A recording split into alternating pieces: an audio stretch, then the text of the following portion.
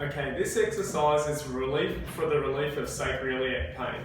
Now your sacroiliac joint is right at the back. It's kind of feels like a bit of a dimple or a divot.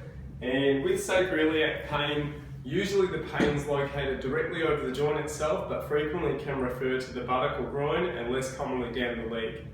Now with sacroiliac pain, it's pretty important that you rule out your lower back first, because many people with apparent sacroiliac pain get better once they rule out the lumbar spine. So usually what you do is at least test repeated extension for your back, and very often the apparent sacroiliac signs will disappear. But if it is actually confirmed by your McKenzie therapist that you do have sacroiliac pain, there's an exercise, or two main exercises that usually give relief, one of which I'll show you now. So there's two ways to perform this exercise. One of them's in lying. So for example, say I have right-sided sacroiliac pain. In lying, you put your knee to your chest.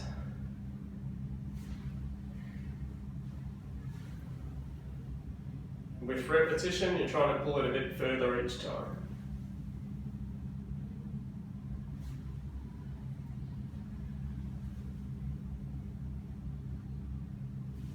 Now usually 10 to 12 of these are performed in a row, and your pain should feel better after if it's appropriate for you. The exercise itself may be painful, but the pain should get better on repetition, or at least you should feel worse after. If you did prove to get relief with this sacroiliac joint exercise, which effectively rotates the sacroiliac joint in one direction, there's a standing version of the exercise too, especially when it's less practical to lie down, for example at work.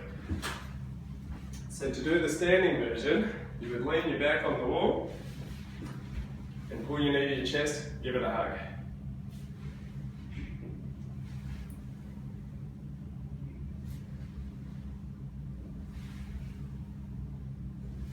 So effectively, you're moving your sacroiliac joint in the same direction as lying, and again, it's pretty critical that you rule out your lower back as the cause of your sacroiliac pain first, because far more often than not, the source of sacroiliac pain is actually the lower back.